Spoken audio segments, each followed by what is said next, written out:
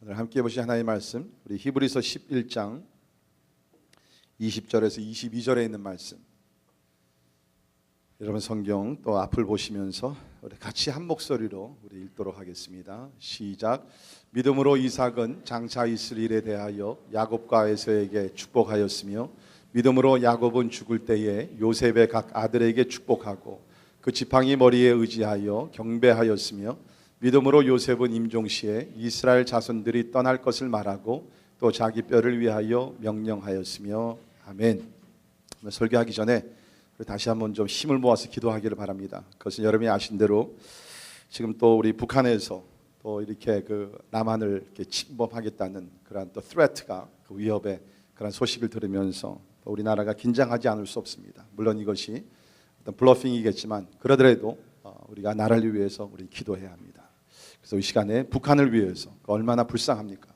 여러분 CNN 최근에 뉴스 보셨는지 모르지만 김정은이가 어느 밀리터리 캠프를 방문했을 때 그 지역을 떠날 때 수백 명의 시민들과 군인들이요 물속까지 들어와 가지고서 배를 타고 떠난 김정은이를 그냥 막 배웅하느라고 그 뒤에서 안 나가면 막 뭐라 그러니까 들어갔겠지만, 그렇죠? 제가 보면서 너무 마음이 안타까운 거예요. 같은 우리 동족들인데 우리 북한의 우리 구원의 날을 하나님께 주시기 위해서 우리 열심히 기도하시고, 북한 땅 14만의 우리 지하교회 성도들이 있습니다. 우리 환난과 핍박 가운데 믿음 잘 지키게 하시고, 하나님께서 주권 가운데 하나님의 뜻 어디는지 모르게, 하나님의 때가 언제인지 몰라요. 그러니까 우리 기도하면 하나님께서 특히 또 우리나라를 지키시고 또 북한 땅에도 하나님께서 구원의 날을 주실 줄 믿습니다. 우리 다시 이 시간에 우리 나라와 민족을 위해서 우리 간 마음으로서, 우리 간절한 마음으로 우리 나라를 지켜주시고 북한 땅이 구원의 날을 주시고 하나님 안에서 또 통일도 주시고 하나님 다스려 달라고 통성으로 우리 같이 한번 기도하겠습니다.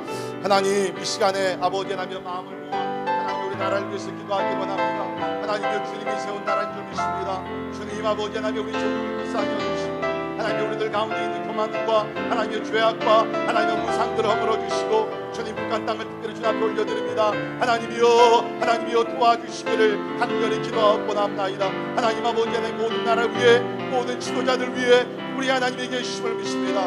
주여 하나님이여 주의 권능의 손으로 하나님이여 다스려 주신사, 하나님이여 사고가 일어나지 않게 하시고 전쟁이 되더라도 하나님이여 막아주시기를 간절히 기도하고 원합니다. 우리 땅에 하나님 평화가 임하게 하시고 통일이 임하게 도와주시고 하나님의 다스리시는 하나님의 나라가 임하게 해주시기를 간절히 기도하고 원합니다. 나라 지도자들 함께 하시고 하나님의 민족의 교회가 하나님의 이름에서 엎드려 기도하게 하시며, 주님 아버지 약한 마의 원체가 하나님이 뜻하지 못하도록 하나님이 우리 조국을 눈동자와 같이 지켜주시기를 간절히 기도하고 원합니다. 하나님의 불쌍한 영혼을 도와주시고 주님 아버지 약한 세력들 물러가게 도와주시고 하나님의 나라가 하나님의 통치하시는 하나님의 은혜가 임할 수 있도록 주님 도와주시기를 간절히 기도하고 나오니, 하나님이 우리의 간구와 기도를 응답하여 주시옵소서.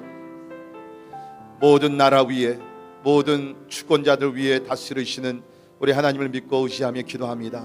하나님은 또 최근에 우리나라에서 또 북한 땅에서 일어나고 있는 일들을 기억하며 하나님 앞에 마음을 모아 간구하며 기도합니다. 주여 하나님 다스려 주시옵소서. 악한 세력은 물러가게 하여 주시옵소서. 특별히 북한 땅에 수많은 백성들 굶주리고 하나님 아버지 고통 중에 있습니다. 하나님이여 저들의 간구하기도 저들의 눈물을 하나님께서 기억하시고 하루속히 구원의 날을 허락하여 주시옵소서. 특별히 북한 땅에 14만의 우리 지하교회 성도들이 있다고 합니다. 하나님의 환난과 핍박 가운데 오늘도 숨을 죽이며 산속에서 밭속에서 기도하며 예배하는 성도들의 간구와 기도를 하나님이여 들으신 줄을 믿습니다. 하나님이여 우발적인 사고와 전쟁이 일어나지 않도록 막아주시고, 특별히 또 남한의 하나님의 새 정부들 주께서 함께 하시고 하나님의 박근혜 대통령과 위시하여 모든 지도자들 하나님이여 하나님을 경외하게 도와주시고 하나님의 나라를 잘 이끌어갈 수 있도록 지혜와 또 온 백성이 한 마음이 되어서 밝은 나라를 세울 수 있도록 하나님 도와주시옵소서. 비록 우리가 멀리 떨어져 있다 할지라도 다니엘과 같이 하루에 3번씩 하나님의 조국을 향하여 기도하는 우리들 될 수 있도록 인도하여 주시옵소서. 존귀하신 예수님 이름으로 간절히 기도합니다. 아멘. 자, 우리 성경을 보면 우리 모든 사람들이 언젠가는 하나님 앞에서 심판받는 날이 온다고 성경은 분명히 기록합니다. 요한계시록 20장을 보게 되면 백보자 심판이라는 것이 있는데요. White Throne Judgment. 이것은 뭐냐면 모든 인류 역사 끝나고 나서 주님 재림하신 다음에 예수님께서 하얀 의자에 앉으셔서 거룩하신 하나님이니까 이제 심판을 합니다. 사람들이 죽었던 사람들도 살아서 나오게 돼요. 그때 심판을 받는데 백보자 앞에 심판을 받는 사람들은 믿는 성도들은 아닙니다. 믿지 아니하는 사람들이 그 심판장 되시는 그리스도 앞에 나가서 심판을 받는 거예요. 자기 행위에 따라서 자기가 범죄한 것에 대해서 다 하나님께서 밝히시면서 주님께서 심판을 하십니다. 그런데 거기에는 믿는 사람들이 서지 않는다는 거예요. 왜 그렇습니까? 예수를 믿는 사람들은 이미 심판에서 옮겨졌기 때문입니다. 할렐루야. 그래서 요한복음 5장 24절에 보면 주님 말씀하셨습니다. 내가 진실로 진실로 너희에게 이르노니 내 말을 듣고 또 나 보내신 이를 믿는 자는 영생을 얻었고 심판에 이르지 아니하나니. 보세요. 영생을 얻었고, 영생은 미래가 아닙니다. has eternal life. 예수를 믿으면, 현재 여러분께서 예수 믿으면 영생을 받으신 줄을 믿으시기를 바랍니다. 예수님의 말씀이죠. 영생을 얻었고, 보세요, 심판에 이르지 아니하나니. 교회를 오래 다니시는 권사님들도 가끔 그런 얘기해요. 목사님, 이제 죽을 때가 가까웠는데 하나님 앞에 서서 심판받아서 나 지옥 가면 어떡해요? 그거는 겸손이 아니라 무지입니다. 분명히 성경이 심판에 이르지 아니한다 그랬어요. 심판에서 옮겨졌습니다. 여러분께서 언제인지 모르는 예수를 믿는 그 순간에 주님께서 여러분을 사랑하셔서 심판에서 옮겨주셨다는 것입니다. 그래서 사망에서 생명으로 이미 옮겨졌어요. 그러니까 영생, 구원이라는 것은 죽은 다음에 아는 것이 아니라 내가 현재 삶 속에서 예수를 믿으면 영생을 지금 소유하고 있었다는 거예요.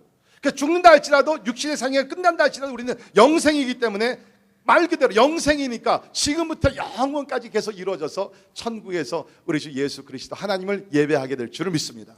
자, 그러나 믿는 자들이 받는 심판이 있습니다. Believers judgment. 그것은 뭐냐면 천국이냐 지옥이냐가 아니에요. 이미 심판에서 옮겨졌기 때문에 믿는 자들이 받는 심판은 뭐냐면 상급을 위한 심판입니다. 무엇을 위한 심판이라고요? 상급을 위한 심판. 우리가 이 땅에서 주의 이름으로 얼마나 충성을 다하면서 봉사하면서 하나님의 영광을 위해 살아났느냐, 그것을 하나님께서 심판하시고 우리에게 상급을 주신다는 거예요. 고린도 전서를 보게 되면 그때 그냥 주는 것이 아니라 하나님께서 불로 한번 심판을 하신다. 우리의 동기와 방법과 이 결과 모든 것을 하나님께서 점검하시고 살아남으면, 그것이 깨끗하고 정결하면 하나님께서 상급을 주신다. 여러분, 주님 앞에 서서 귀한 상급 받는 성도들이 되기를 주의 이름으로 축원합니다. 자, 그런데 그러면 우리 믿는 자들이 상급을 위한 심판을 받을 때 하나님께서 기준이 뭐냐? What is the standard, the measurement? 잣대가 뭐냔 말이에요. 무엇을 하나님께서 보시면서 상급을 주고 안 주시는가? 우리 성경에 보면 몇 가지가 분명히 드러납니다. 그리고 특별히 마태복음 25장에 보면 달란트 비유가 나오죠. 그래서 종들을 불러가지고서 달란트를 주고 주인이 멀리 갔다 돌아옵니다. 그건 예수님을 돌아오시는 것이에요. 그 종들을 불러가지고서 결산을 합니다. 그때에 주님께서 하신 말씀이 뭐예요? 착하고 충성된 종아, good and faithful servant. 거기에 잣대가 나옵니다. 하나님께서 우리를 심판하실 때는 뭐 열매를 얼마나 많이, 결과가 아니라 그 과정 속에서 good and faithful, 얼마나 우리가 선하고 착하게 우리가 모든 일을 했느냐. 아무리 우리가 속이고 해서 많은 결과를 가져도 하나님께서 No, I don't want that. 하나님께서는 착한 가운데서 착한 동기와 착한 방법과 이것을 행해서 하는 것들만 하나님께서 인정해 주신다는 거예요. 그리고 충성, faithfulness, 끝까지. 그러니까는 5달란트 받았나 2달란트, it doesn't matter. 똑같은 칭찬을 받지 않습니까? 마찬가지예요.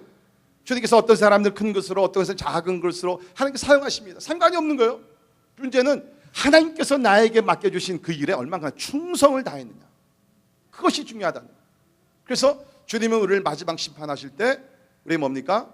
착한, 그리고 충성, 그 다음에 우리가 한 가지도 않은 사랑입니다. 그래서 우리 고린도전서 13장 마지막 절에 보기에는 뭡니까? 그런즉 믿음, 소망, 사랑, 이 세 가지는 항상 있을 것인데 그 중에 제일은 뭐예요? 사랑이니라. 그러니까 여러분, 우리가 하나님께서 마지막 날 우리를 심판하시고 얼마나 우리의 사랑으로서 모든 일을 했냔 말이죠. 그렇죠? 고린도전 13장 보면 주님께서 뭐라고 그러셨어요? 너희들이 아무리 모든 것을 다 들여가지고 희생하고, 아니 너희 몸을 불살라서 even if you burn yourself and give to others, if you don't have love, it's nothing. 사랑이 없으면 아무것도 아니라는 거예요. 우리가 매달 사랑의 헌금 드리고 있지만 마음의 사랑으로 드리지 않는 것 아무 가치가 없는 것이에요. 그러나 아무리 적은 액수를 드린다 할지라도 사랑으로서 우리가 드리게 되면 하나님께서 받으시고 하나님께서 훗날 우리에게 상급을 주실 줄을 믿습니다. 자, 그래서 이런 착한 것이나 충성이나 사랑, 이 모든 것을 우리가 하나로 만약에 묶는다 그러면 그것이 뭐냐면 제 생각에는 바로 그것이 믿음이라는 거예요. 사실 믿음이 있어야지 우리가 충성하고, 믿음이 있어야지 착한 행실을 하고, 믿음이 있어야지 사랑을 하는 거예요. 하나님이 계시다는 믿음, 그 믿음이 있어야 된다는 거예요. 자, 우리 오늘 본문 말씀 보게 되면 우리가 잘 아는 믿음의 조상들 세 사람이 나옵니다. 그렇죠? 그래서 여기 보니까는 20절에 이삭이 나오고, 그 다음 절에 야곱이 나오고, 그 다음에 요셉이 나와요. 이 세 사람 다 진짜 어떻게 보면은 아주 그냥 화려한 삶을 살았어요. 실패자들이 아닙니다. 이 사람들은 성공한 사람들입니다. 이삭을 보세요.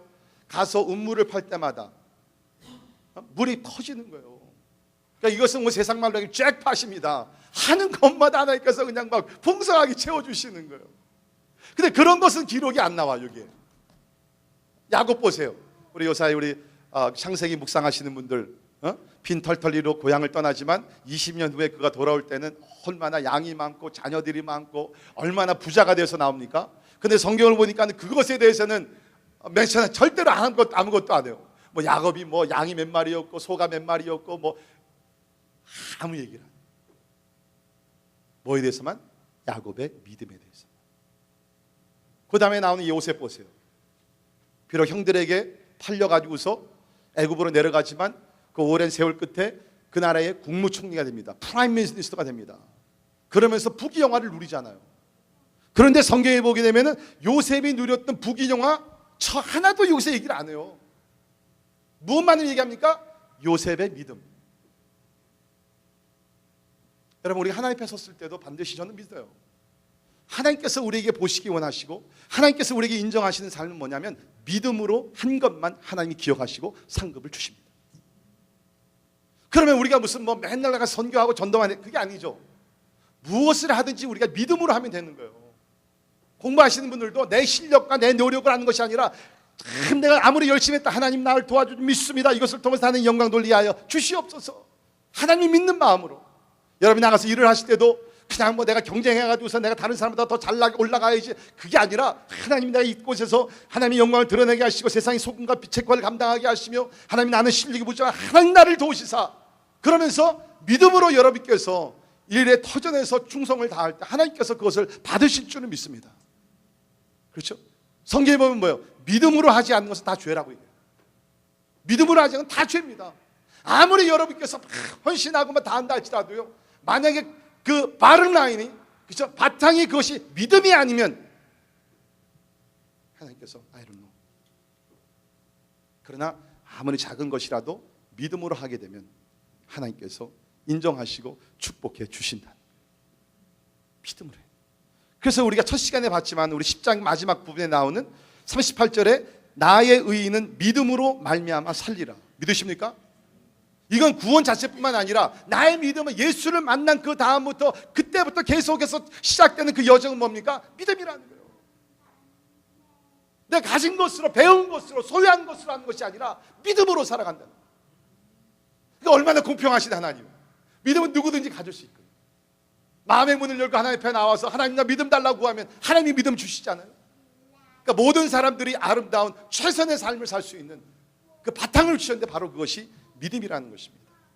믿음으로 이삭은, 믿음으로 야곱은, 믿음으로 요셉은, 성경에 그들에 대해 살 얘기가 많지만 다 빼놓고 저들의 믿음만 기록을 했다는 것입니다. 오늘 우리 세 사람의 믿음에 대해서 우리 한번 살펴보겠는데요. 오늘 이제 그 이삭과 야곱과 요셉, 이 세 사람입니다. 사실 보기에는 참 부러워요. 왜 그렇습니까? 이삭의 아들이 누구예요? 야곱이고, 야곱의 아들이 누구예요? 요셉입니다. 3대를 우리가 보게 돼요. 이것이야말로 가문의 영광입니다. 저는 여러분의 가문이 다른 것으로 채우고 다른 것으로 자랑하는 것이 아니라 오직 한 가지 믿음, 하나님을 신뢰하는 믿음으로 주의 영광을 나타내는 가정들이 되기를, 가문이 되기를 주의 이름으로 축원합니다. 다른 거 자랑할 것이 없는 것이에요. 근데 여기서 제가 하나 양해를 좀 구해야 됩니다. 설교를 시작하면서 뭐냐면 오늘 세 인물을 우리가 동시에 봐요. 이삭과 야곱과 요셉. 그러니까 저도 조금씩 헷갈립니다.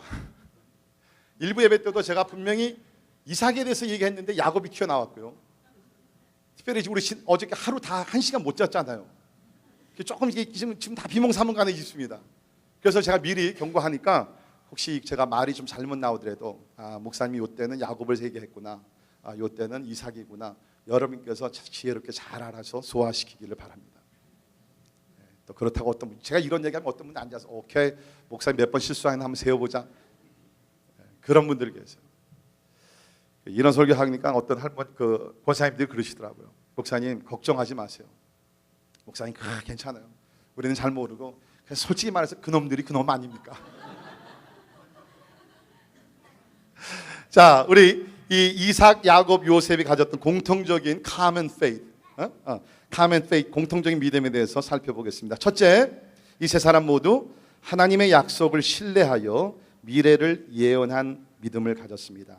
하나님의 약속을 신뢰하여 They trusted the promises of God and prophesied about the future. 미래를 예언을 했다는 것입니다. 자, 우리 먼저 이삭을 봅시다. 20절에 믿음으로 이삭은 장차 있을 일에 대하여, do you see? 장차 있을 일에 대해서, 그렇죠? 야곱과 에서에게 축복을 했다는 것이에요.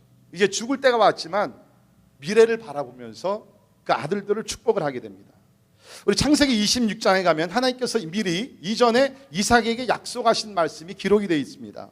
창세기 26장 2절부터 4절에 보면 여호와께서 이삭에게 나타나 이르시되 애굽으로 내려가지 말고 내가 내게 지시하는 땅에 거주하라. 이 땅에 거류하면 내가 너와 함께 있어 내게 복을 주고 내가 이 모든 땅을 너와 내 자손에게 주리라. 내가 내 아버지 아브라함에게 맹세한 것을 이루어 내 자손을 하늘의 별과 같이 번성하게 하며 이 모든 땅을 내 자손에게 주리니 내 자손으로 말미암아 천하 만민이 복을 받으리라. 그러니까 이삭의 삶이 시작이 되면서 하나님께서 그 약속을 주셨어요. 이제 이삭이 나이가 먹게 돼가지고서 세상을 떠나기 전에 이제 자녀들을 축복합니다. 그 축복의 내용을 보게 되면 세 가지인데 땅과 자손과 열방을 축복하는, 그렇죠? 그것이 나오게 됩니다. 그런데 그것을 기억하면서 마음에 새기면서 살다가 세상을 떠나기 전에 그가 그의 그 조상에게 받았던 그 말씀을 그대로 가지고 자녀들을 또 축복하는 거예요. 그것이 창세기 28장 3절 4절에 나옵니다. 같이 읽겠습니다. 시작. 전능하신 하나님이 내게 복을 주시어 내가 생육하고 번성하게 하여 내가 여러 족속을 이루게 하시고 아브라함에게 허락하신 복을 내게 주시되 너와 함께 내 자손에게도 주사 하나님이 아브라함에게 주신 땅 곧 내가 거류하는 땅을 내가 차지하게 하시기를 원하노라. 뭡니까? 오래전에 받았던 하나님의 약속의 말씀을 가지고 살다가, 그렇죠? 다 이루어지진 않았습니다. 아니, 우리가 어떻게 보면 아직도 여기 나오는 이삭은 브엘사바에서 가나안 땅에 들어가지 못했어요. 그러나 미래를 바라보고 하나님은 약속하신 것을 이루신 하나님이니까 자손들의 똑같이 땅과 자손과 어떤 열방이 축복을 받게 되는 그 내용을 가지고 미래를 향해서 선포하며 나갔다는 것입니다. 이것이 믿음이라는 거예요. 이것이 믿음이라는 겁니다. 자, 우리 야곱을 봅니다. 21절을 보시면 믿음으로 야곱은 죽을 때에 요셉의 각 아들들에게 축복하고 그 지팡이 머리에 의지하여 경배하였다라고 기록이 되어 있습니다. 우리가 아는 대로 야곱이 죽을 때에 야곱에게는 아들이 몇이었습니까? 야곱의 아들 몇 명? 12명이었습니다. 그런데 여기 있는 말씀 보게 되면 12아들이 있었지만 그 중에 요셉의 각 아들에게 축복했다. 요셉은 몇 번째 아들이죠? 12아들 중에 11번째 아들입니다. 가장 사랑했던 아들입니다. 근데 그 요셉을 축복할 때는 요셉 한 사람이 아니라 그의 아들 2명을 축복했어요. 그 아들 둘의 이름이 뭐예요? 므낫세하고 에브라임입니다. 다른 사람들은 다 그냥 아들을 직접 축복했지만은 이 요셉에 와 있어가지고 요셉의 자녀들, 그러니까 자기 손자들을 축복하게 됩니다. 그런데 그냥 축복하는 것이 아니라 이 야곱도 뭡니까? 결국에는 하나님의 약속을 붙들면서 약속을 가지고 축복을 하게 됩니다. 우리 그 야곱이 자녀들을 축복하는 그것이 창세기 48장 49장에 나오게 되는데 거기 48장 3절에서 5절에 있는 말씀 보면 요셉에게 이르되 이전에 가나안 땅 루스에서 전능하신 하나님이 내게 나타나사 복을 주시며 내게 이르시되 내가 너로 생육하고 번성하게 하여 내게서 많은 백성이 나게 하고 내가 이 땅을 내 후손에게 주어 영원한 소유가 되게 하리라 하셨느니라. 내가 애굽으로 와서 내게 이르기 전에 애굽에서 내가 낳은 두 아들 에브라임과 므낫세는 내 것이라 루벤과 시므온처럼 내 것이 될 것이요. 그러면서 세상을 떠나기 전에 뭡니까? 하나님의 약속의 말씀을 가지고 역시 이삭과 같이 야곱도 그 자녀들 손자들을 또 축복을 하게 됩니다. 그러니까 하나님의 약속의 말씀을 받고 미래를 향해서 축복하며 나간다는 것입니다. 두 아들들을, 요셉의 두 아들들을 축복을 합니다. 하나님의 약속이 계속 흘러나가는 것입니다. 그러니까 우리 보게 되면서 성경에 나오는 것 중에 하나가 뭐냐면 이 부모가 자녀를 축복할 수 있다는 것입니다. 제가 바라기는 여러분의 자녀들이 옆에 계실 때 아니면 멀리 계셨던 분들이 가끔 방문할 때 맛있는 음식도 중요하지만 그것보다 중요한 것은 뭡니까? 성부, 성자, 성령의 이름으로 여러분 자녀들을 축복하는 것입니다.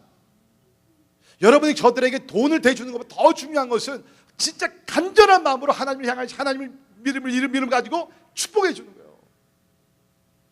저도 우리 두 아들들이 자랄 때 학교 갈 때마다 그냥 안수하면서 그냥 축복해 줬어요. 하나님께서 부모들에게 주신 것입니다. 제가 바라기는 여러분께서 세상을 떠날 때 우리 언젠가는 다 떠납니다. 그렇죠? 100년 후에 여기서 남아있을 사람 아무도 없어요. 떠날 때 여러분께서 대부분의 뭡니까? 부모들은 많은 유산을 만들어 놓고서 그것을 주려고 그래요. 여러분 그러지 마세요. 뭐 유산 좀 조금 남겨주는 거 좋죠. 근데 여러분 보세요. 유산 때문에 그 자녀들이 싸우는 경우가 얼마나 많이 있어요. 재판 법정에 가게 되고 그냥 조금만 주시고, 그렇죠? 좋은 일에 더 기부하시고, 더 중요한 것은 뭐예요? 하나님의 약속의 말씀을 붙들고 여러분이 축복하시기를 바랍니다. 약속의 말씀을 붙들고. 자, 요셉을 봅니다. 22절에 믿음으로 요셉은 임종시에 이스라엘 자손들이 떠날 것을 말하고 또 자기 뼈를 위하여 명하였다. 그러니까 요셉은 임종시에 이스라엘 자손들에게 이곳을 떠나라 그랬어요. 여러분 지금 요셉이 누구예요? 국무총리로서 높은 위치에서 왕의 신임을 얻어가지고서 자기 식구들을 불러다가 70명을 데려다가 여기서 잘 살고 있습니다. 떠날 필요가 없는 것이에요. 아니 떠나게 되면 어디로 갈지도 모르는데, 그런데 뭡니까? 하나님의 약속의 말씀은 뭐예요? 그것이 아니라는 거죠. 이건 잠시 피신할 것이었지만 이제 하나님께서 약속하신 땅이 있기 때문에 그것을 떠나가라는 거예요. 근데 요셉 역시 뭡니까? 하나님의 약속을 믿는 가운데서 이 말씀을 그대로 선포했어요. 그러니까 요셉도 하나님의 약속을 믿었는데 그 약속의 근거는 창세기 15장 13절 14절에서 나옵니다. 그것이 뭡니까? 여호와께서 아브라함에게 이르시되 너는 반드시 알라 내 자손이 이방에서 객이 되어 그들을 섬기겠고 그들은 400년 동안 내 자손을 괴롭히리니 그들이 섬기는 나라를 내가 징벌할지며 그 후에 내 자손이 큰 재물을 이끌고 나오리라.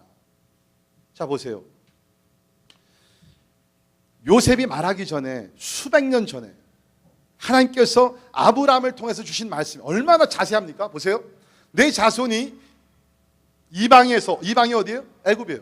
애굽에서 객이 되어서 400년 동안 그 이방 사람들이 괴롭히게 된다. 종살이를 하게 된다는 거예요. 애는 뜻.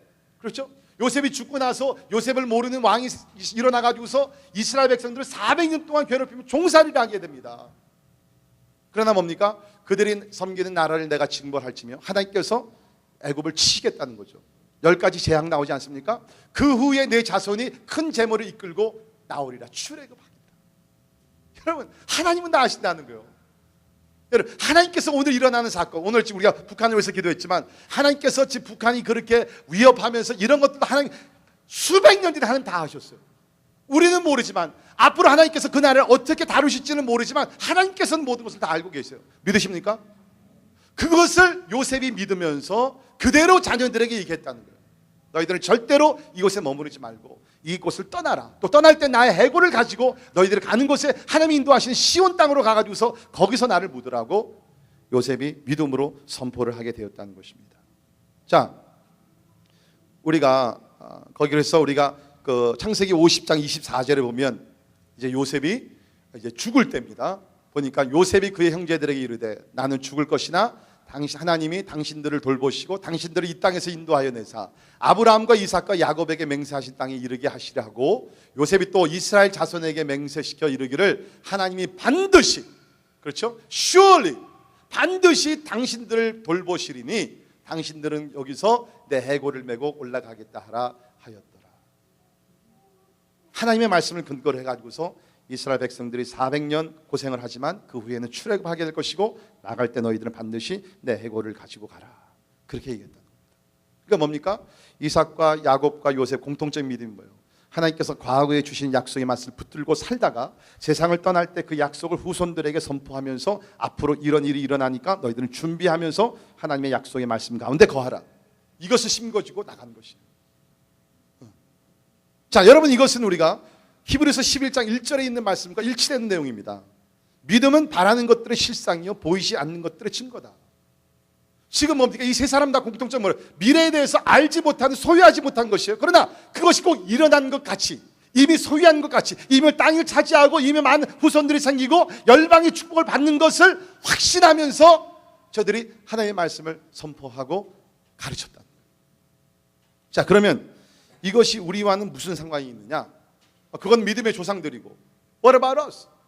자, 우리는 지금 이 믿음의 세 사람들과는 다른 시대에 살고 있습니다. 그때는 성경이 이미 주어지기 전이죠. 그렇기 때문에 뭡니까? 하나님께서 직접 그때마다 말씀을 하셨어요. 그러나 지금 뭡니까? 성령으로 우리에게 성경을 다 기록해 주셨습니다. 다시 말해서 우리가 붙들어야 될 하나님의 약속이 이미 다 성경에 있고요, 앞으로 일어날 일에 대해서 하나님께서 이미 성경에서 기록을 해 주셨다는 거예요. 물론 하나님께서 꿈과 환상과 예언으로 우리에게 시시때 때마다 우리에게 주시지만 그 모든 것들도 사실은 하나님의 말씀을 근거로 해서 우리에게 주시는 그러한 특별한 하나님의 은혜가 있어요. 자, 그렇다 그러면 이 믿음의 세 사람들이 약속의 말씀을 가지고 살았고 그것을 죽을 때 가르치고 선포했다 그러면 우리 또한 뭡니까? 이 하나님의 성경의 말씀을 가지고 살다가 우리가 미래에 대해서도 우리가 성경에 보면 다 나와 있잖아요. 마지막 때가 되면 이렇게 된다 그러면서 하나님 사람들이 그야말로 하나님을 사랑하는 것보다 자기를 더 사랑하고 돈을 사랑하고 쾌락을 사랑하고 경건의 모양은 있으나 부인하는 자니, 그러면서 마지막 날에 일어날 일에 대해서 주님께서 다 말씀해 주셨거든요.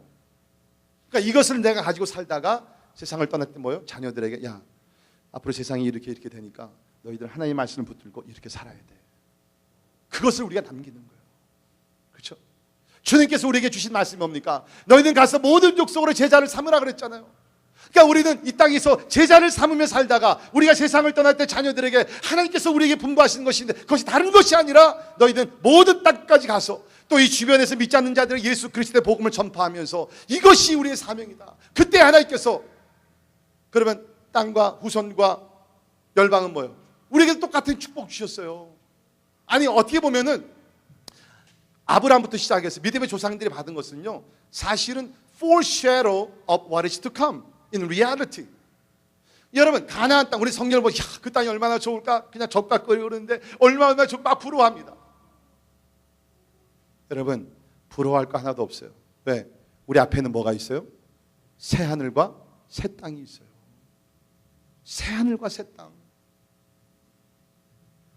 적각거리 꿀이 문제가 아니에요. 거기는 그냥 진주로 그냥 깔려 있어요. 깔려. 혹시 여러분들 가운데 진주 반지 하나 못 받아가지고 항상 마음에 이것이 그냥 한이 돼가지고 내 평생 저 왼수 잘못 만나가지고서 어떻게 진주 반지, 다이아몬드 하나 내 평생 소원 이것뿐, 다이아몬드 하나 끼고 살다가, 여러분, 우리 하나님 나라에 가면 새 하늘과 새 땅에 가면요, 깔린 것이 진주입니다. 할렐루야.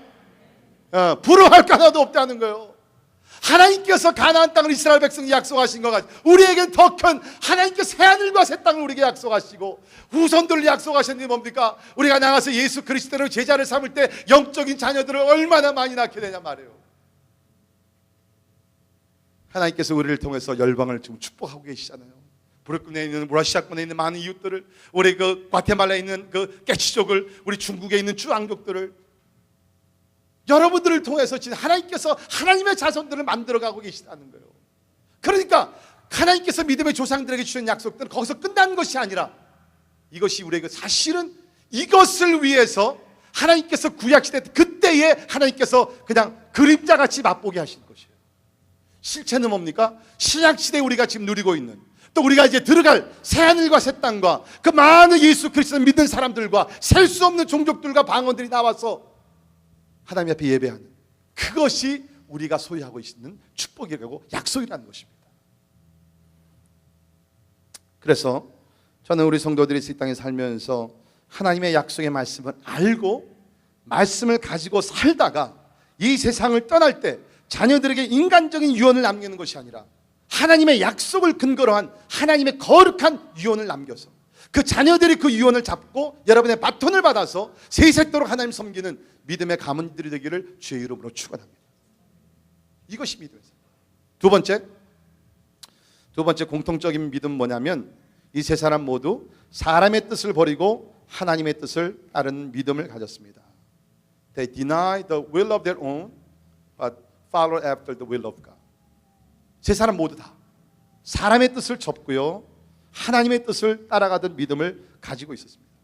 여러분 사실 우리가 하나님을 믿는 거 좋아요. 믿으니까 구원받고 믿으면 사랑받고 하니까 좋지만 하나님의 뜻대로 살아가는 것 It's totally different story. 그렇죠? 하나님 믿는 건 좋은데 내 뜻이 있거든요. 나는 좀 이렇게 살고 싶고 이렇게 나가고 싶은데 하나님의 뜻이 이것이면 이것을 부인하면서 하나님의 뜻을 쫓아가는 것 쉬운 일이 아니에요. 제가 이제 말씀드리겠지만 여기 나오는 이 이삭, 야곱, 요셉도 쉬운 것은 아니었어요. 그런데 결국에 가서는 자기의 뜻을 접고 하나님의 뜻을 쫓아갑니다. 자, 이삭을 우리가 살펴봅니다. 20절에 다시 믿음으로 이삭은 장차 있을 일에 대하여 야곱과 에서에게 축복했다. 야곱과 에서를 축복했다는 것입니다. 자, 여러분 이삭의 첫째 아들이 누구예요? 이삭의 장자가 누구예요? 에서죠. 근데 여기 20절에서는 누구 이름이 먼저 나와요? 야곱이 먼저 나옵니다. 그렇죠? 야곱과 에서를 축복했다. 성경에는요 이름 순서가 상당히 중요합니다. 예를 들면 우리 사도행전도 보게 되면 우리가 거기서 이제 13장부터 쭉 보게 되면은 이제 그 사울이었던 이 사람 바울이 되지 않습니까? 그 처음에 바나바와 사울, 바나바와 바울이 이렇게 순서로 나갑니다. 그러다 어느 순간에 와서는 바울과 바나바로 바뀝니다. 뭐예요? 리더십이 바뀌었다는 거예요. 처음에는 이제 사울, 그 바울이 뒤늦게 믿었으니까 바나바가 지도자가 돼서 따르다가 한순간에 와가지고선 이제는 바울이 싸운 것이 아니라 바나바가 바울의 지도력을 인정을 해가지고서 이제는 바울이 in charge, 리더가 돼가지고서 따라. 그래서 그 다음부터는 계속해서 바울과 바나바로 나와요. 그러니까 이름 순서가 성경에는 굉장히 중요한데, 자 여기를 보게 되면 우리가 아는 대로 이삭의 가정이 그 부모가 굉장히 편애했습니다. 그래서 아버지는 누구를 더 사랑했어요? 아버지는 에서 맏아들을 더 사랑했고, 그 다음에 어머니는 리브가는 야곱을 더 사랑했어요. 그렇죠? 근데 저는 충분히 이해가 가요. 뭐 아무리 우리 대부분의 부모들이 나는 절대로 편애 안 해. 나는 똑같이 사랑하고 똑같이 관심을 보이고 똑같이 서포트하고 다 그래. 과연 그럴까요? 그렇게 노력을 하죠. 그렇게 해야 됩니다. 근데 특별히 우리 아버지들 뭐 저도 그렇지만 이 특별히 첫 자식에 대한 어떤 그 특별한 뭐가 있어요. 이게. 뭐 특별히 장자가 뭐 더 해주는 건 아무것도 없지만 그래도 이 장자라는 것은 뭐가 좀 있는 것 같아요. 그래서 그런지 모르지만은 이 이삭이 하고 둘째 아들보다는 첫째 아들 에서를 더 사랑하고 편애했어요. 근데 성경은 참 재미있는 게 그 이유가 뭐냐면 장자도 장자지만 그 이유가 뭔지 아세요? 왜 이삭이 에서를 더 좋아했는지 아세요? 아시는 분? 왜 좋아했어요? 그렇죠. 에서가 사냥한 고기를 좋아했다는 거예요. 에서가 들에 나가지고서 활을 가지고서 사냥을 해가지고서 잡아가지고서 노루를 잡아가지고서 가져가가지고서 맛있는 요리를 해가지고서 드립니다. 그 이삭이 먹는 게 좋아가지고서 그 에서가 잡아온 고기를 너무너무 그 플레미뇽에다가 그냥 너무너무 좋았어요. 그래서 성경을 보니까는 죽을 때가 되었을 때도 그 한 번도 그것을 먹고 죽고 싶어가지고 에서를 불러서 이렇게 얘기합니다. 창세기 27장 2절에 보면 이삭이 이르되 내가 이제 늙어 어느 날 죽을는지 알지 못하니 그런즉 내 기구 곧 화살통과 활을 가지고 들에 가서 나를 위하여 사냥하여 내가 즐기는 별미를 만들어 내게로 가져와서 먹게 하여 내가 죽기 전에 내 마음껏 내게 축복하게 하라. For the last time, my son, let me have the steak. When you bring it, make sure it's well done. 그러니까 에서가 뭡니까? 평상시에 그 자기의 맏아들이 가져다 주는 그 고기 음식 너무 좋았거든요. 그래가지고 한 번 더 가져와라. 내가 마지막 부분이 뭡니까? 그걸 먹고 별미를 먹고 내가 죽기 전에 내 마음껏 내게 축복하게 하라. 이거는 뭐냐면, 야 사실은 네 엄마가 야곱 너 동생 더 좋아하는 거 알지? 그래서 지금 수차례 나한테 와가지고 당신 죽게 되면은 꼭 야곱을 축복하고 죽어야 돼. 지금 그러고 있는데 나는 네가 좋아. 모든 축복 내가 너에게만 줄게. 이게 그 뜻이에요. 근데 여러분 우리가 아는 대로 이 두 아들이 쌍둥이로 태어났지 않습니까? 그런데 쌍둥이로 태어나면서 하나님께서 개입하셨죠. 그래서 이 부모에게 미리 말씀해 주었습니다. 막 복중에서 막 싸우고 막 그럴 때 하나님께서 뭐라 그러셨어요? 이 둘 중에 큰 놈이 작은 놈을 섬기게 된다. 나는 야곱을 택해서 야곱을 축복하고 야곱을 통해서 구속의 역사를 펼쳐나갈 거야. 하나님께서 분명히 부모에게 하나님의 뜻을 전달했어요. 그런데 이삭이 뭡니까? 고기가 너무 좋으니까 하나님의 뜻을 적고 자기의 뜻을 앞세워가지고서 그냥 에서를 축복하려고 그랬어요. 그러나 감사하게 깨어 기도하고 있던 리브가가 있기에 이 소식을 듣고 아버지가 자기 남편이 에서를 축복한다는 얘기를 듣고 그 에서가 멀리 가서 사냥하러 나갔을 때에 자기 그 둘째를 부르고 야곱아 큰일 났어. 지금 이런 사건이 일어났으니까 너는 빨리 준비해서 아버지 앞에 들어가서 축복을 받아라 라고 얘기합니다. 어머니 그게 어떻게 가능합니까? 우리 형은 이제 몸에 털이 많고 목소리도 다르고 모든 면이 다 틀린데 그거 어떻게 합니까? 걱정 마 걷지 마. 내가 누구냐? 네 애미 아니냐? 내가 다 전략이 있어. 너는 아무 걱정하지 마. 어떻게 합니까? 그래가지고서 그 에서는 털이 많아가지고서 양털을 갖다가 이렇게 붙여가지고서 털 있는 사람으로 만들고 별미를 만들어가지고서 아버지가 좋아하는 별미를 만들어가지고서 그 둘째 아들 야곱이 야 이거 갖고 들어가서 아버지 대접하고 축복받아라. 들어가 보니까 뭐예요? 아버지가 목소리를 들으니까 이거 아니근데 너 에서 맞아? 네 맞아요. 아버지 내 털 만져보세요. 털을 만져봐요. 아마 여러분 생각에 목사님 성경 거짓말이죠. 어떻게 사람 털하고 양 털이랑 어떻게 똑같아? 근데 여러분 우리가 지금 이삭이 눈을 잘 못 봐요. 그러니까 나이가 많이 먹으니까 감각이 이제 떨어졌어요. 그러니까 조금 의심은 가지만 그래도 어떻게 해요? 이삭이 그 에서 같은 거니까 축복을 합니다. 그때에 형이 돌아와요. 별미를 만들어가지고 아버지 나 축복해 주세요. 여기 별미 있습니다. 뭡니까? 이삭이 무슨 얘기냐? 내가 이미 너인 줄 알고 내가 네 동생을 축복을 다 해줬는데 화를 내면 여러분 사실은 성경을 잘 읽어보면요 그때의 이삭이 변화됩니다. 뭐냐면 내가 하나님의 뜻이 분명히 있었는데 내 뜻을 내가 너무나 앞세워가지고 하나님의 뜻을 무시하고서 내가 사람의 뜻을 이루려고 할 때에 하나님께서 개입하셔가지고서 하나님의 뜻을 이루어 가시는구나. 물론 방법은 잘못된 것이에요. 속임수가 아닙니다. 그러나 거기서 이삭이 깨닫는 거예요. 그래서 어떻게 해요? 다시 야곱을 부릅니다. 형이 없을 때 야곱을 불러가지고서 집을 떠나기 전에 피신하기 전에 야곱을 불러서 이제는 진심으로 둘째 아들 야곱을 축복해요. 그것이 창세기 28장 1절에 4절을 보면 이삭이 야곱을 불러 그에게 축복하고 또 당부하여 이르되 너는 가나안 사람들 딸 중에서 아내를 맞이하지 말고 일어나 밧단 아람으로 가서 내 외조부 부두엘의 집에 이르러 거기서 내 외삼촌 라반의 딸 중에서 아내를 맞이하라. 그러면서 뭡니까? 이제는 간절하게 자기의 뜻을 다 접고 자기의 원래 뜻은 큰아들을 축복하는 것이었지만 하나님의 뜻이 그것이 아니었기 때문에 둘째 아들 야곱을 간절하게 축복합니다. 비록 뒤늦게 깨달았지만 이것이 하나님의 뜻이다. 바로 잡아서 하나님의 뜻 가운데서 둘째 아들을 축복합니다. 사랑하는 성도 여러분, 제가 지난 금요일도 말씀드렸지만 하나님이 부르신 곳에서 그렇죠? 내가 살기로 원합니다. 바로 그거예요. 여러분 우리가 성공과 실패가 갈라지는 것은요 우리가 이 세상에서 많은 부유욕, 부귀영화 그것이 아니라 하나님의 뜻에 따라 순종하는 것, 하나님의 뜻대로 살아가는 것이 최선의 삶인 것을 믿고 사시기를 주의 이름으로 축원합니다. 비교하지 말고 하나님의 뜻이 이것이면 그냥 거기서 충성을 다하면 되는 것이에요. 세상의 것은 잠시 있다 사라지지만 하나님 앞에서 제가 말씀드린 충성을 다하고 정직하게 살아가고 사랑으로 하면 무엇보다도 믿음으로 살아갈 때에 하나님께서 인도해 주실 줄을 믿습니다. 특별히 저는 오늘 이 부분에서 가정에 대한 얘기니까 여러분들이 진짜 자녀들을 양육하면서 사람의 뜻대로 양육하지 말기를 간절히 부탁을 드립니다.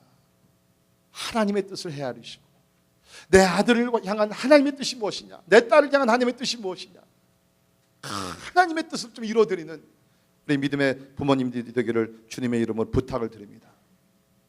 자, 야곱도 마찬가지예요. 야곱에도 비슷한 일이 일어나게 됩니다. 그 21절에 보면 야곱이 죽을 때 요셉의 각 아들에게 축복하고, 그래서 이미 말씀드린 대로 그 야곱이 12아들이 있지만은 11번째 아들 요셉에게는 더블 포션, 그렇죠? 두 아들 므낫세와 그다음에 에브라임을 축복하는데, 역시 여기서도 하나님의 뜻은 므낫세 장자가 아니고 차남이었습니다. 그래서 하나님께서는 에브라임에게 복을 주셔서, 물론 하나님께서 므낫세도 나름대로 복을 주시지만 에브라임을 통해서 하나님께서 구속의 역사를 펼쳐나가시기를 하나님께서 원하셨다는 거예요. 자, 그래서 이제 뭡니까? 이제 야곱이 죽을 때가 됐어요. 그래가지고 아들들을 쭉 부르는데, 특별히 이제 요셉을 불러가지고, 야 요셉, 너는 너 두 아들들 데리고 와. 그래가지고서 요셉이 이제 므낫세하고 이제 에브라임을 데리고 오게 됩니다. 그렇죠? 그래서 아버지는 딱 앉아 있고 이제 요셉이 두 아들 데리고 왔어요. 요셉이 딱 보니까 아버지가 이렇게 앉아 있으니까, 그 당시 축복은 이렇게 그 오른손으로 이제 가는 곳이 더 큰 축복이 임하거든요. 그럼 내 장남 첫째 아들 므낫세를 오른손에 앉게 해야 되겠다. 그래서 이제 므낫세를 데려다가 아버님 오른쪽에 앉게 하고, 그 다음에 에브라임을 왼쪽에 앉게 합니다. 그렇게 이제 축복을 받게 하기 위해서. 그래가지고 이제 축복의 시간이 온 거예요. 이스라엘 백성들은 그 시간이 가장 엄숙하고 아주 그냥 귀한 시간이었습니다. 그런데 그때 어떻게 돼요? 이 아버지가 축복을 하는데, 야곱이 요셉의 두 아들을 축복하는데 손을 다 가릅니다. 크로스오버. 그 성경이 그 기록이 되어 있는데, 창세기 48장 14절에 보면 이스라엘이 오른손을 펴서 차남 에브라임의 머리에 얹고 왼손을 펴서 므낫세의 머리에 얹으니 므낫세는 장자라도 팔을 엇바꾸어 얹었더라. 바꿔가지고서 원래 하나님께서 예정하신 에브라임에게 축복을 합니다. 이 모습을 본 요셉이 화를 냅니다. 기뻐하지 않았어요. 아버지, 이놈이 므낫세요. 에브라임이 아니고 내 장자 므낫세가 큰 축복을 받아야 됩니다. 아버지의 대를 이어야 합니다. 막 분노를 내는 거예요. 근데 제가 이 말씀을 준비하면서 한번 생각을 해봤어요. 제도 두 아들이 있지 않습니까? 자슈아와 조셉.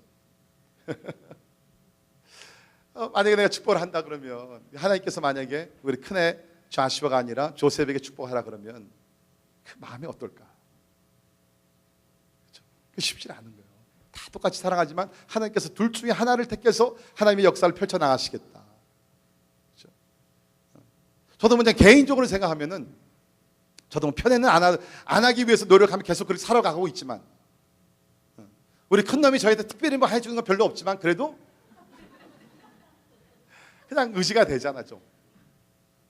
거기다 요새 또 등치도 커가지고 얼마나 의지가 되는지 몰라요. 자, 근데 이제 뭡니까? 야곱이 하나님의 뜻을 따라서 손을 엇바꾸어 가지고서 에브라임을 축복합니다. 그때 요셉이 뭐라 그래요? 요셉이 막 거절하니까, 반대하고 막 저기 하는 거예요. 그러니까 뭡니까? 요셉이 멈추면서, 아버지, 아니, 다시 합시다. 이거는 아니, 이 효과가 없는 거야. 이건 다시 시작합시다. 그래가지고 제대로 이제 막 하려 그래요. 그랬더니 이제 뭐라고 얘기합니까? 야곱이 이렇게 얘기합니다. 48장 19절 창세기 보면, 그의 아버지가 허락하지 아니하며 이르되 나도 안다. 내 아들아, 나도 안다. 그도 한 족속이 되며 그도 크게 되려니와. 그렇죠? 므낫세 얘기하죠. 그의 아우가 그보다 큰 자가 되고 그의 자손이 여러 민족을 이루리라. 비록 자기가 제일 사랑하는 그 요셉의 뜻은 그것이 아니었지만, 좀 섭섭한 마음이 있다 할지라도 하나님의 뜻을 쫓아서 야곱이 에브라임을 축복합니다. 이것이 하나님께서 행하신다는 거예요. 하나님 성경을 보면 하나님의 뜻은 분명히 있습니다. 크고 작은 일에 하나님의 뜻이 있다는 거예요. 그 하나님의 뜻을 발견하고 뜻대로 살아가는 것이 우리 최고의 인생을 살아가는 비결이라는 것입니다. 한 유명한 설교가가 이런 얘기했습니다. 인간으로서 우리가 알아야 할, 우리가 가져야 할 가장 위대한 지식은 하나님의 뜻을 아는 지식이고, 인간으로서 또 우리가 남길 수 있는 가장 위대한 업적은 하나님의 뜻을 이루는 것이다. Did you ever think about that? 여러분 이제까지 살아오시면서 나를 향한, 나의 가정을 향한, 우리 자녀들을 향한 하나님의 뜻이 무엇입니까? 그것을 아주 신중하게 seriously 하나님 앞에 나가서 하나님의 뜻이 무엇입니까? Let me know your will, Lord God. 하나님의 뜻을 내가 알게 하여 주옵소서. 자녀들을 놓고 보면서 그냥 겉으로 나타나는 어떤 가능성과 재능과 그것이 아니라 하나님, 우리 자녀들을 향한 하나님의 뜻이 무엇입니까? 여러분 참 부탁을 드립니다. 그냥 부지런하게 산다 그래야 그것이 성공적인 삶? 절대로 아니에요. 지혜롭게 살아가셔야 돼요. 방향을 놓고 살아가셔야 돼요. 더 중요한 건 하나님의 뜻을 발견하고 그 뜻을 위해서 살아가는 주의 종들이 되기를 주의 이름으로 축원합니다. 자, 요셉도 보게 되면 역시 사람의 뜻을 버리고 하나님의 뜻을 쫓았어요. 이미 말씀드린 대로 요셉이 누굽니까? 애굽이 가장 어려웠을 때 7년 흉년이 들었을 때 그때 국무총리 자리에 올라가 나라를 구원한 영웅이에요. 근데 오늘 말씀을 보니까 떠날 때에 뭡니까? 우선은 자기 민족을 떠나라 그랬고, 떠날 때 내 해골을 가지고 함께 떠나라. 뭐요? 애굽에 머물지 않겠다는 거예요. 비록 내가 죽어서 뼈에 묻혀서 땅속에 묻힌다 할지라도 I don't belong here. 근데 여러분 사실 요셉이 죽었다 할지라도 그의 시신이 계속 애굽에 머무르면요, 그는 존경받는 영웅으로 지도자로 계속 인정받습니다. 사람들이 아마 해마다 뭐 거기 묘지에 가가지고서 이렇게 경의를 표하고 그랬을지 모르죠. 근데 뭐예요?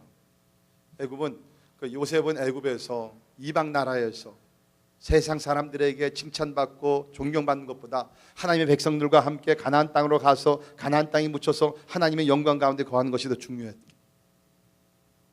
사람의 뜻을 부인했다는 거예요. 여러분 많은 경우 우리가 어떤 경우에 그렇죠? How do you know we love God? 하나님의 뜻을 어떻게 알아요? 저도 사실 목회하고 제 기도 생활 가장 힘든 것이 하나님의 뜻입니다. I don't know. lot of times. 근데 분명한 것은 하나님의 뜻은요, 우리 성경에 나와 있죠. 하나님의 뜻, 하나님이 인도하시는 길은 좁은 문이고 좁은 길이고 소수가 가는 길이에요. 저는 많은 경우에 어떤 그 초이스를 놓고 결정할 때 그렇게 결정을 합니다. 예수님 같으면 어떤 결정을 하셨겠는가? 근데 대부분의 하나님의 뜻은요, 사람들에게 인정받고 사람들에게 박수갈채 받고 사람들의 영광, 그게 아니거든요. 십자가를 지는 것이고 고단을 받는 것이고 숨은 곳에서 하나님을 섬기는 것이고 하나님의 뜻, 하나님의 뜻을 위해서 인간의 뜻을 부인하는 그런 믿음을 소유하기를 주의 이름으로 축원합니다. 마지막으로 이 세 사람이 함께 공통적으로 소유했던 믿음은 죽음을 승리하는 믿음입니다. 죽음을 승리하는 믿음. 오늘 말씀 보면 세 사람 다 그 배경이 죽을 때를 배경으로 하고 있습니다. Time of departing. 그렇죠? 우리 아무리 건강 관리 잘하고요, 아무리 엑서사이즈 잘하고, 뭐 우리가 그 웰빙 뭐 다 한다 할지라도 언젠가는 우리는 떠나게 돼요. 언젠가는 떠나요. 분명한 사실. 제가 예언할까요? 100% 맞는 예언입니다.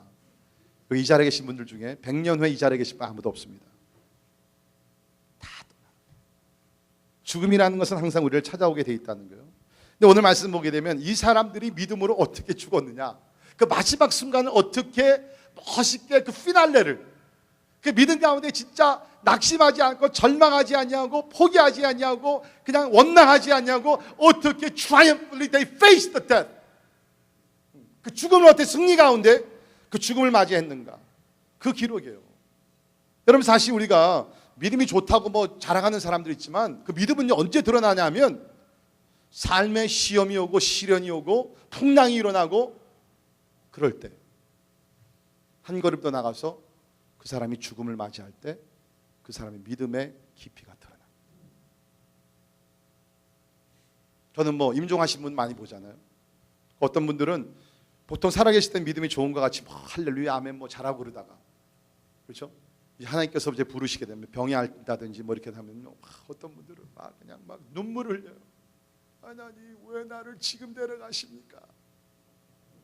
평상시 살아계실 때 생사화복을 주장하신 하나님 멋지게 기도는 해놓고 하나님께서 때가 돼서 부르는데 하나님을 원망하고 이웃을 원망하고 그냥 이런 분들 계세요. 물론 저들의 고통은 이해하지만 믿음이 있다 그러면 우리가 사는 것뿐만 아니라 죽음도 하나님의 섭리 가운데 이루어진다 그러면 죽음이 눈앞에 올 때 할지라도 하나님을 원망하지 말고 하나님을 찬양하며 죽음을 승리로 맞이하는 여러분들이 되기를 바랍니다. 여기 있는 보니까 이 세 사람 다 죽음이 왔을 때 두려워하거나 절망하거나 낙심하지 않았다는 것이에요. 세 사람 다 promise word of God, 하나님의 약속을 붙들고 미래를 향해서 자녀들에게 소망을 심어주고서 자녀들을 축복하면서 세상을 떠났다는 거예요. 특별히 저는 오늘 이 말씀을 준비하면서 참 은혜 받았던 부분이 뭐냐면 그 야곱이에요. 21절 다시 보세요. 야곱은 죽을 때에 요셉의 각 아들에게 축복하고 그 지팡이 머리에 의지하여 경배하였다. 나이가 먹어가지고요, 이제 죽게 됐는데 축복을 간신히 다 했어요. 하고 나서 마지막으로 하나님을 더 예배하기를 원했어요. 근데 힘이 없거든요. 그래가지고 자기가 평생 동안 가지고 살았던 그 지팡이를 의지해서 하나님을 예배합니다. 여기 그림 그리시는 분들 있으면 누가 이 한 폭의 그림 좀 그려보면 좋을 것 같아요. 여러분 보세요. 나이가 147세입니다. 기력이 다 쇠하여졌어요. 간신히 자기 몸을 일으켜가지고서 그 지팡이를 붙들고 손이 떨렸겠죠. 근데 하나님을 찬양하며 경배합니다. 우리 히브리 사람들에게 지팡이는요, 이것이 무슨 의미가 있냐면 순례자라는 의미가 있다고 합니다. 필그림. 뭐예요? 우리가 지금 창세기 계속 묵상하지만 그 야곱이 얼마나 그 험한 세상을 살아왔어요. 속이고 속임을 당하고 20년 동안 자기의 노동값을 착취를 당하고 얼마나 그냥 그야말로 그냥 얼마나 그 삶이 거칠었습니까? 그러니까 여기서 지팡이를 잡았다는 거예요. 그 와중에도 하나님께서 나를 지켜주셨다. 내가 외삼촌 라반의 집에 가가지고서 20년 동안 고생하는 삶을 살 때도 하나님이 지켜주셨고, 형 에서와 만나가지고 화해할 때도 하나님께서 지켜주셨고, 그러면서 그가 마지막 숨을 넘기면서 할 수 있는 것이 뭐예요? 하나님을 찬양하며 경배합니다. 이제 순례자로서 나 이 세상의 삶이 다 끝나고 이제는 내가 천국에 들어갑니다. 주여 나를 받아 주옵소서. 여러분 인생을 어떻게 마치기를 원하세요? 우리 요새 그 죽음 학교라는 것이 있습니다. 참 좋은 것 같아요. 우리 한국 사람들은 이게 유교적인 사상이 많아서 죽음 사자도 안 쓰잖아요. 근데 죽음이 현실이거든요.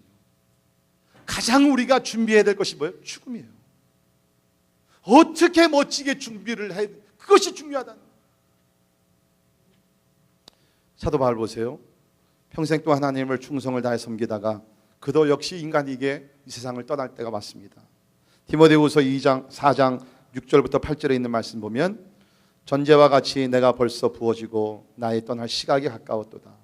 나는 선한 싸움을 싸우고 나의 달려갈 길을 마치고 믿음을 지켰으니 이제후로는 나를 위하여 의의 면류관이 예비되었으므로 주 곧 의로우신 재판장이 그날에 내게 주실 것이며 내게만 아니라 주의 나타나심을 사모하는 모든 자에게도니라. 아멘. 죽기 이제 얼마 전에 여기 보세요. 미련이 남아가지고서 후회하고 원망하고 내가 이렇게 살았을 걸, 왜 그 사람이 나를 이렇게 괴롭혔고, 내가 시대를 잘 만났으면 더 멋진 삶을 살았을, 그게 아니죠. 보세요. 전제와 같이 내가 벌써 부어지고 피 한 방울 남기지 않고 다 죽게 드렸다는 거예요. 나의 떠날 시각이 가까웠다. 어느 분들은요, 세상을 떠날 때 하나님을 섬기지 못한 것이 안타까워가지고서 큰 눈물을 흘리시는 분들이 있어요. 여러분, 그때가 오기 전에 사도 바울과 같이 여러분의 삶 전체를 들여서 하나님을 마음껏 섬기기를 주의 이름으로 축원합니다. 그래서 하나님께서 부르셨을 때에 아쉬워하지 말고, 하나님 그렇습니다, 하나님 은혜 가운데 내가 참 충성을 다했는데 나의 떠날 시각이 가까웠도다. 보세요. 나는 선한 싸움을 싸우고 나의 달려갈 길을 마치고 믿음을 지켰어. 믿음을 지켰어. 하나님 은혜 가운데 믿음을 지켰습니다. 바울도 부끄러운 일들이 있었어요.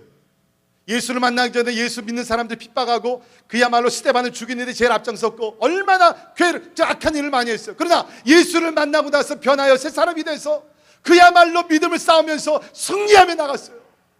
그러니까 여기서 뭐를 느껴요? 패배자의 어떤 그 아쉬움이 아닙니다. 이건 승리자의 어떤 승리가 찬 개가입니다. 그렇게 죽음을 맞이해야 되잖아요. 이제후로는 나를 위하여 의의 면류관이 예배되었으므로 주곧 의로우신 재판장이 그날에 내게 주실 것이며 내게만 아니라 주의 나타나심을 사모하는 모든 자에게 됩니다. 어떠세요? 만약에 하나님께서 여러분을 오늘 부르신다 그러면 Are you ready? 여기 세 사람들은요, 안전한 사람들은 아니었어요. 그런데 하나님의 은혜 가운데서 믿음을 지키며 살았어요. 죽음이 왔을 때 두려워하지 않고 후회하지 않고 낙심하지 아니하고 영광 가운데 축복하며 야곱은 예배하면서 하나님 품에 안겼습니다. 여러분, 믿음은요 논리가 아니에요. 믿음은 이성이 아닙니다. 어떤 사람들 자꾸 이 믿음이라는 것을 그냥 인텔렉츄얼 레벨에서만 자꾸 생각해요. It's not. 믿음같이 현실적이고 실제적인 것은 없습니다. 우리 인간들의 가장 큰 문제가 죽음인데, 믿음을 소유하게 되면 죽음이 온다 할지라도 두려워하지 아니하고 그 앞에 무릎을 꿇지 않고 정복하며 승리하며 나갈 수 있는 것이 바로 믿음이라는 거예요. 그러한 믿음을 주신 하나님 앞에 감사하는 여러분들이 되기를 주님의 이름으로 축원합니다. 마지막으로, 혹시 여러분들 가운데 The Longest Day라는 그 책이나 영화 이렇게 보신 분 계십니까? 혹시 있어요? The Longest Day. 그런 영화 책 안 읽어보셨어요? 메이큰 보신 분 계세요? Longest Day라는 그 책이 있는데 non-fictional 전쟁에 대한 이야기입니다. 이거는 뭐냐면 여러분이 아시는 제2차 세계대전 그때에 그 노르만디 그 상륙 작전 여러분이 아시죠? 그 소위 얘기하는 이제 그 D-Day 그 전쟁을 배경으로 해가지고서 책을 쓴 것이에요. 그래서 그것이 영화도 나왔고 18개 나라의 그런 언어로서 이것이 또 번역도 되었고 굉장히 많이 팔린 그런 것인데, 근데 그 책을 집필한 분이 이름이 코넬리우스 라이언입니다. 언제 한번 기회 되면 책 한번 읽어보세요. 코넬리우스 라이언. 이분이 이 책을 이제 썼는데 이분이 아주 신실한 그리스도인이었어요. 근데 그분이 이제 나중에 가서 이제 암에 걸립니다. 5년을 투병하다가 결국은 이제 하나님 품에 안기게 되는데, 놀라운 것은 뭐 요새는 이제 뭐 이제 그 키모테라피나 이런 것들이 이제 많이 좋아졌어요. 진짜로 많이 좋아졌습니다. 그러나 수십 년 전에는 그렇지 못했잖아요. 그러니까 암 치료를 받으면서 너무나 고통스러웠어요. 그것도 1, 2년이 아니라 5년 동안. 근데 놀라운 것은 이분이 아침에 일어날 때마다 밝은 얼굴로 일어나는, 그리고 또 그렇게 살아간다. 그러니까 간호하던 아내가 하루 남편에게 물었습니다. 여보, 내가 지금 그 당신 곁에서 간호하고 있는데 How can you do that?